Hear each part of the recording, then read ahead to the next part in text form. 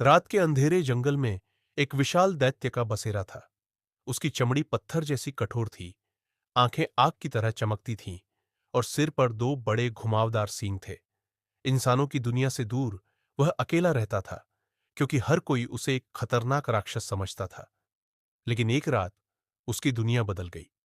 तेज बारिश में भीगती एक युवती जंगल में भटक गई थी। वह कांप रही थी, डरी हुई थी और उसके पैरों में चोट लगी थी। दैत्य ने उसे देखा, लेकिन उसे नुकसान नहीं पहुंचाया। इसके बजाय उसने अपने विशाल पंजों से उसे उठाया और अपनी गुफा में ले गया। युवती को होश आया तो उसने खुद को एक गर्म आग के पास बैठे पाया। पहले तो वह डर गई, लेकिन जब उसने देखा कि दैत्य ने उसकी चोटों पर जड़ी बूटियां लगाई है, तो उसका भय धीरे धीरे कम होने लगा। उसने धन्यवाद में मुस्कुरा दिया, और यह पहली बार था जब दैत्य ने किसी को उससे डरते नहीं देखा था। समय बीतता गया।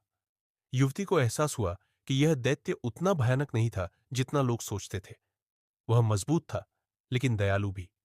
धीरे धीरे दोनों के बीच बातचीत होने लगी। वह उसे इंसानों की कहानियां सुनाती और वह उसे जंगल के रहस्य बताता। लेकिन इस प्रेम कहानी को दुनिया कबूल नहीं कर सकती थी। जब गांव वालों को पता चला कि एक राक्षस उनके बीच रह रहा है, तो वे जलते हुए मशालें लेकर उसे मारने के लिए आ गए। युवती उनके सामने खड़ी हो गई। वह दैत्य नहीं, मेरा रक्षक है। लेकिन लोगों ने सुना नहीं। तभी दैत्य गरजा, लेकिन इस बार डराने के लिए नहीं, बल्कि युवती को बचाने के लिए। उसने गांव वालों को पीछे हटने पर मजबूर कर दिया और युवती का हाथ पकड़कर घने जंगल में गायब हो गया। कहते हैं, उस दिन के बाद कोई भी उस दैत्य को नहीं देख सका।